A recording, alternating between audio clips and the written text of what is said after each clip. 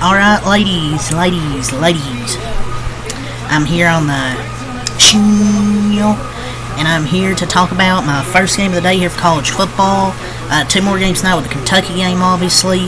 Recapping their week 1 matchup, and Notre Dame, Texas A&M. But let's talk about this first game here. I wanted to recap. First week of college football on a Saturday, and I want to talk about number 1 Georgia beating number 14 Clemson 34-3 reaction.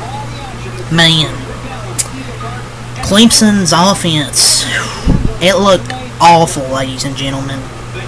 Looked horrible. Cade Klubnik, year 2, he was up and down last year. Start of this year, I don't know if it's just because of Georgia's defense being that good, like it always is, but they definitely didn't look good. They just really didn't look good. And the last time Clemson scored a touchdown against Georgia, I saw a stat that says 2014. It's like, good lord.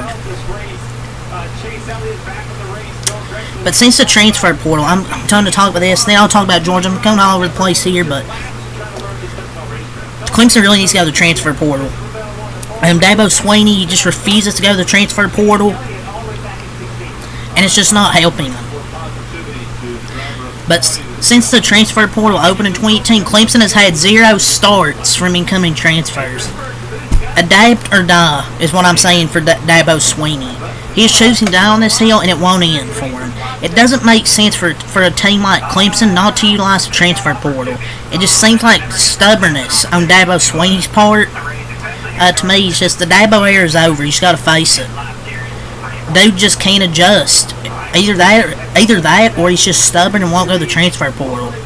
But he just won't adapt to this new reality of college football. The reality of college football is you have to go get transfers. Like, you have to. And that's why they can't compete anymore. Loyalty to your kids is great. But there's always holes that can be fixed by transfers, really good transfers out there. And they refuse it. Cade Klubnik's just not good. 18 of 29, 142 yards, no touchdowns, 1 interception. Georgia's defense is so good, man. Like, their defense is always good. Clemson really didn't get many big plays. There was maybe a play or two there, but they couldn't move down the field except one time where they got a field goal. But Georgia done a really good job, I thought, of wearing down Clemson's defense in the first half. Clemson's defense played really well in the first half. But Georgia adjusted in the second half. They tried to run through the tackles in the first half, but it just wasn't working. But they were running to the outside because, they got a lot of players with speed. Like, they got players with speed like Dominic Lovett, Cash Jones, Dylan Bell. They got other good players like Nate Frazier, the freshman, who had a really good game, a breakout game today. His first playing action. London Humphreys, though, this is going to be I'm calling you right now, this is going to be Lad McConkey 2.0. He has a similar build, and he's white.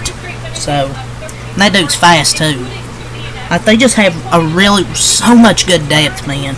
And they were even missing Travis Etienne in this game.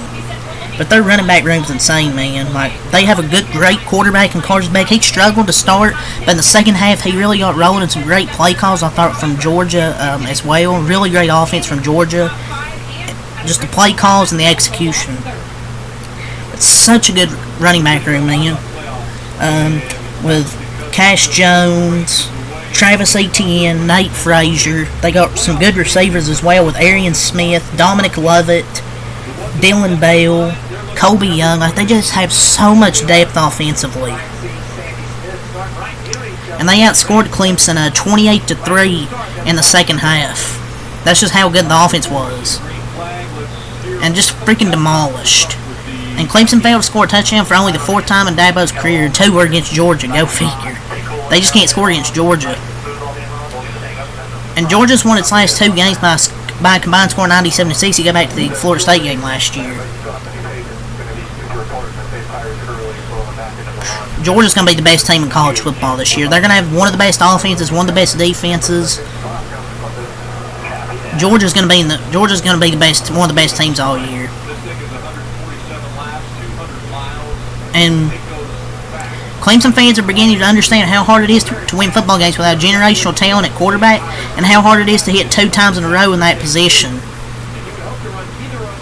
DJ and Cade are just not good. Like, They just aren't generational like Trevor Lawrence, generational quarterback. I mean, I'm not saying they're bad. DJ and Cade just aren't good enough. And Dabo even said before the damn game. He says before the damn game, he said, it's not about the scoreboard, it's how you play the game. I'm sorry. What do you mean by that? That sounded like a coach that knew he was fucking screwed. Like how the mighty have fallen at Clemson, ladies and gentlemen. First half you felt good. Second half not so much. Like their offense is bad. They really need to change something quickly. But yeah, we'll go over more of the stats here. 34-3 was your final score. Clemson drops to 0-1 to start the year. Georgia to 1-0. UGA scored 6 in the second, 2 field goals, and then 14 in the third, 14 in the fourth. Clemson only scored that field goal in the third quarter. We talked about Cade Klubnik, Phil Moffitt, 16 runs, 59 yards. He's usually good, but the offensive line didn't give him much space to run. Antonio Williams, 6 receptions, 76 yards. I guess the only positive from this game here. Jake Brenning-Stool, how do you say his name? 3 receptions, 36 yards.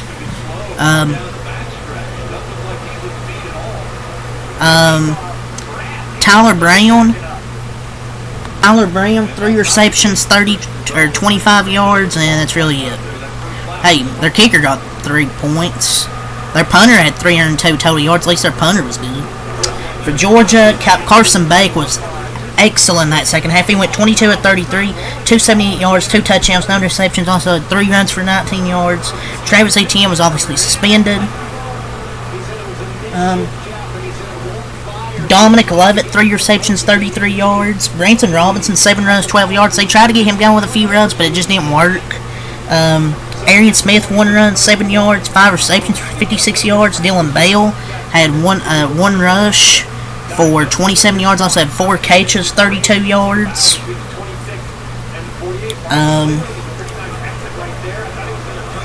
Lawson Lucky, 2 receptions, 37 yards. Colby Young, 2 receptions, 15 yards and a touchdown. London Humphreys, 2 catches, 63 yards and a touchdown.